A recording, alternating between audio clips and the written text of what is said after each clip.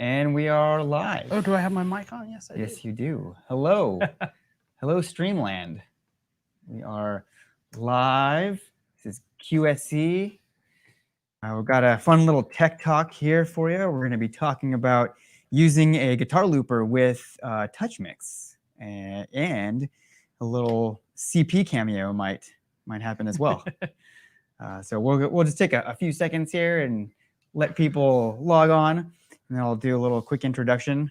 We've got Brad behind me. Brad, can you serenade us for a few minutes here while people? Hey, everybody. While people are logging on. Hey, I think I'm just gonna play something really quick. I think you should definitely just while play people are really joining. Quick. So let's try this out. So this is my little looper rig, and let's try this.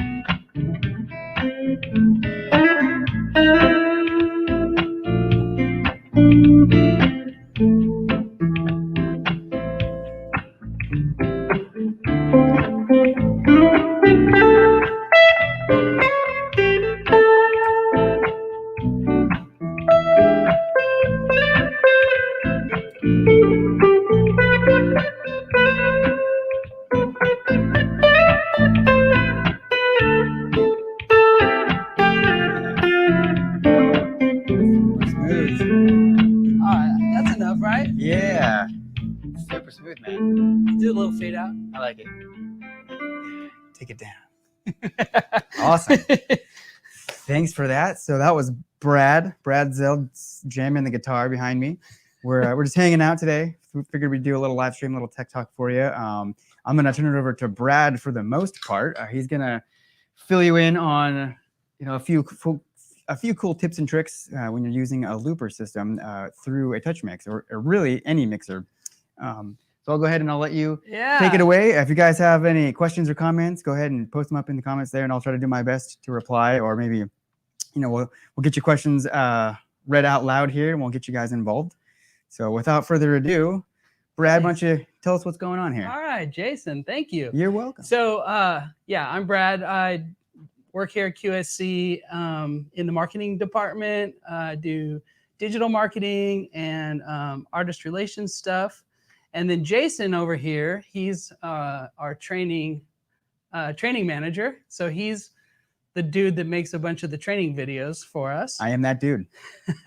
Yes, I am. And so I thought it would be, I also, in sort of my non-QSC life, play music and have been kind of doing looper stuff for a long time. And I know a bunch of our users also use a looper.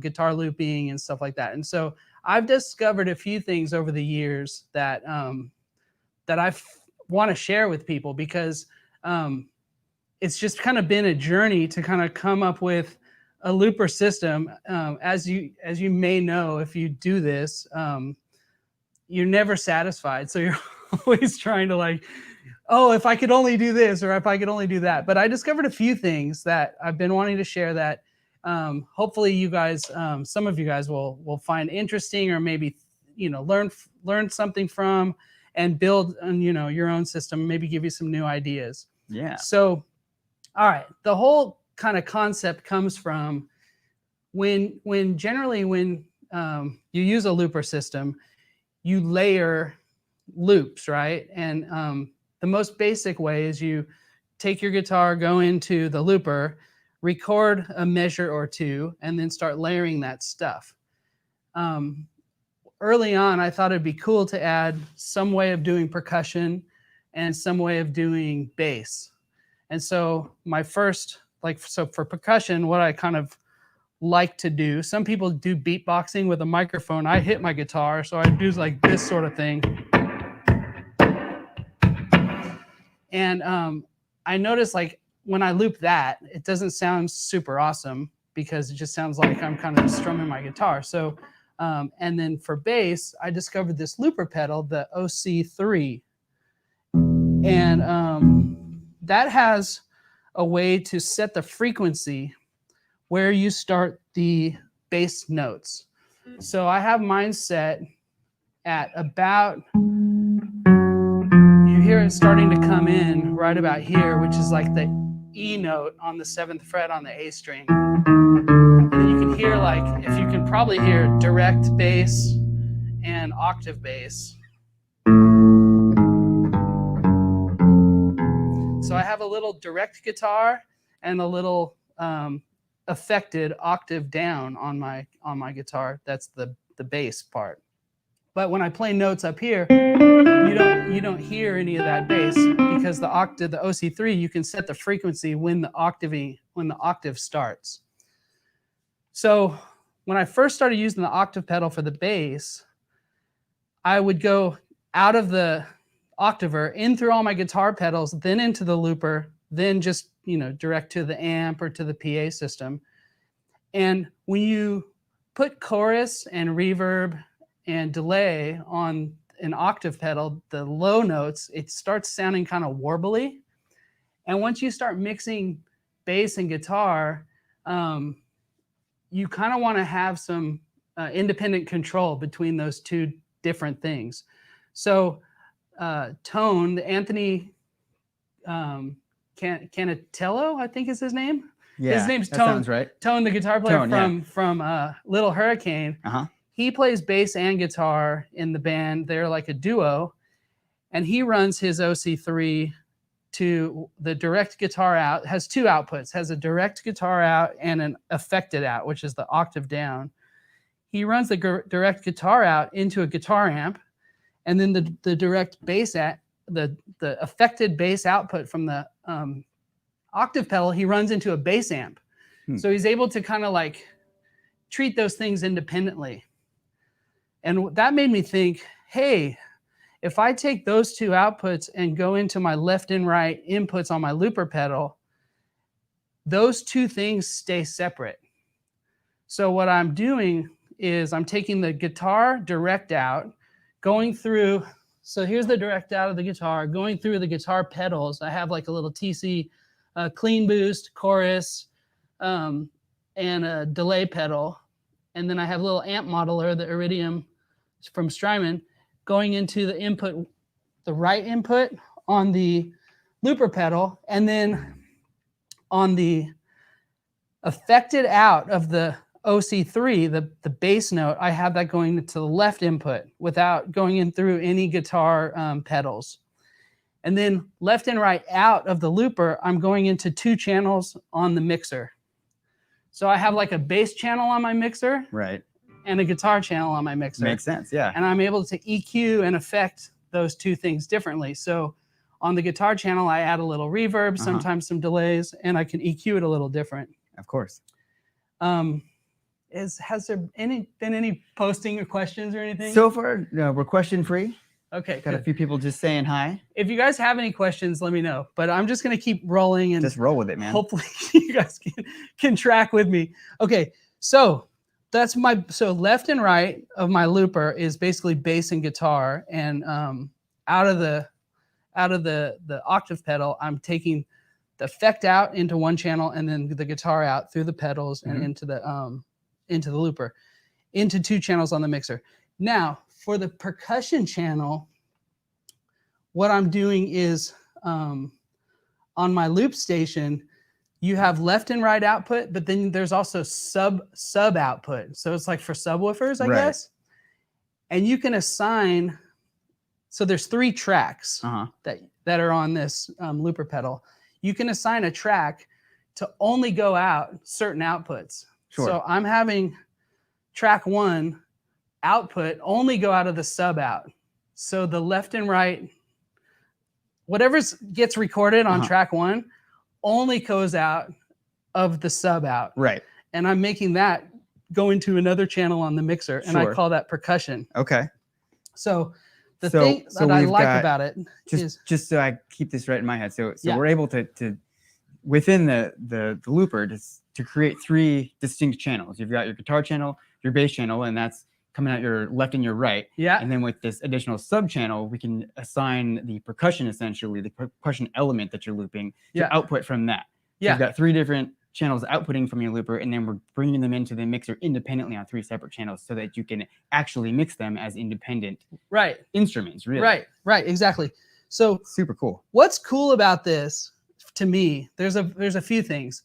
One of the things is if you play in different venues, then you kind of need to, and even through different PA systems, you kind of need to mix it a little differently. Right.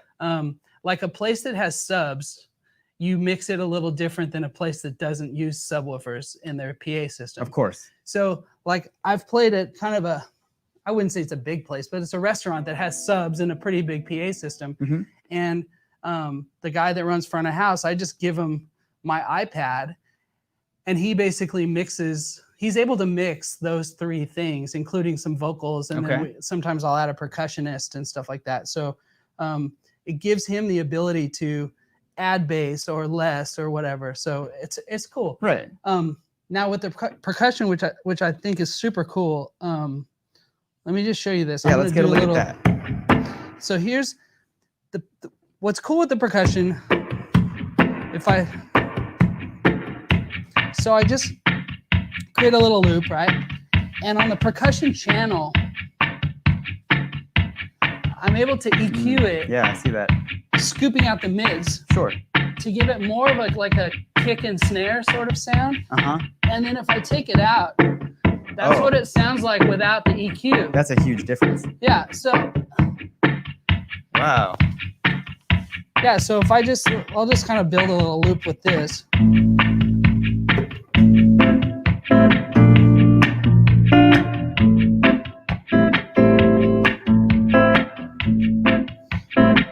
So you can see mute the percussion channel,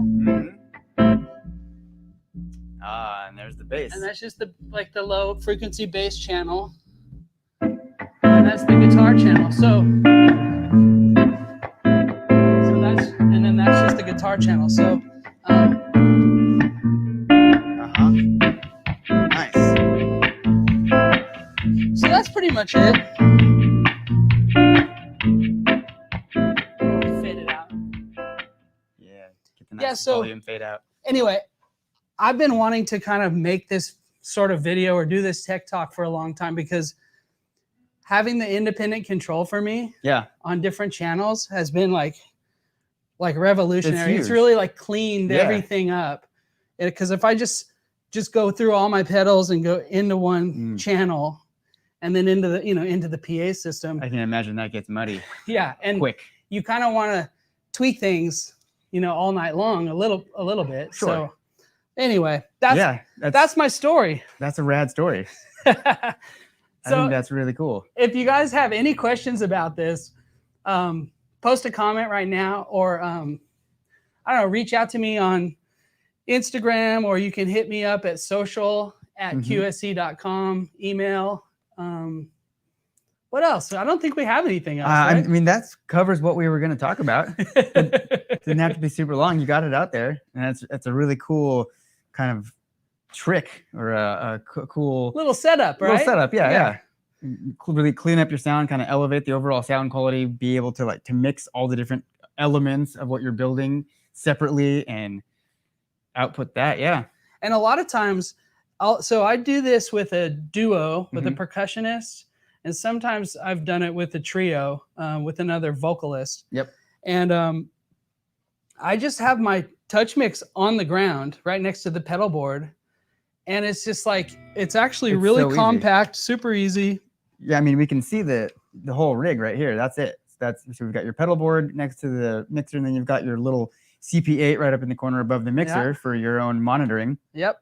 And that's it. It's a pretty portable little setup. pretty versatile. And then, you know, if you take into consideration, like you're saying, sometimes you play as a duo or a trio. Clearly, you've got vocals in there, sometimes 2 vocalists, maybe another instrument, and being able to mix the 3 elements of your looper with the additional elements of the entire ensemble, I would imagine really just elevates the entire sound, makes it sound nice and clean and intelligible. Yeah, in general, I feel like I'm not a good enough player to just be like a fingerstyle player. So the looping to me kind of helps. It's like a crutch a little bit, but I also just kind of like feeling it's like cool. It's a full it's fun, sound. Yeah, you know. Yeah. So hey, Jason and I have been talking about doing these types of little tech talks, and I'd really appreciate it if you enjoyed this. Please post a comment and say, yeah, do this more, or you know. Or even any ideas that you kind of want to learn about. We're talking about doing stuff on, you know, different EQ tricks, how to just different mixing tips. Yeah, tips and tricks, beginner mixing tips and tricks. You know, loudspeaker placement, you know, advice, stuff like that. And if there's anything, like Brad said, if there's anything that you guys are looking for or would like us to talk about or like us to explore, let us know. Comment right now or reach out to us through our various channels. We're happy to get online and serve up the knowledge to everybody out there. Awesome. In the streamland, in the internets. In the internet, in the cyberspace. That's it. So I guess we should just say bye and sign off. That's it. So that's this one. Yeah. Short and sweet. Yeah. Have a great day, and hope you guys have a great weekend. Stay safe. Yes. Thanks, happy Jason. Halloween coming up. You're very welcome. Oh, hey, real quick, if you guys are wondering about like streaming and what we're doing here, I always like to mention our streaming system. So we have a GoPro pointed at me. Point on that one. Like, where's my camera? GoPro. You are nope. That's your pedal board. There you are. That's That's from a GoPro, and then see this camera right here I'm pointing at. That's pointing down at the pedal board, and then there's another camera in front of Jason. Do that one. So we're using 3 cameras, and we're running into this cool little it's HDMI video switcher. It's a 4-channel HDMI video switcher that's basically serving it to the computer as a single webcam. And what's it called? What's the product name? It's called an ATEM Mini Pro. ATEM Mini Pro. ATEM, so ATEM. Oh, ATEM Mini Pro. And then it's the output of that is USB. So we're using StreamYard, our software, and StreamYard sees the output of that video switcher as a webcam. So it's very simple, and he's physically, it has buttons and stuff. He's physically switching. And then we're running all of our audio into a TouchMix 16, it looks like over there. I've got a 16 over here, which is how you're hearing our microphones and Brad's guitar, which we're running into that, which is streaming through a Focusrite and serving that up to the laptop here as well. So we've got our audio and our video kind of connected over USB independently and serving that up to StreamYard here, which is how we're talking at you. Yeah, and we are connected to the internet via Ethernet, hardwire Ethernet. Yep. Which is another That's key. Sort of Don't trick. do this over Wi-Fi. I highly advise against that. Yeah. So anyway, that's the rig.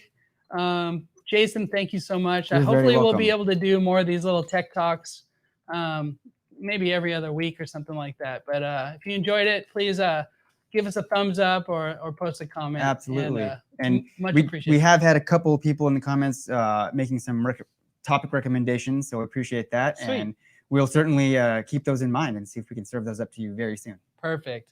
All right. Again, now I promise. Have a good day. This will be the end. All right. Bye, everybody. Bye-bye. Happy Halloween.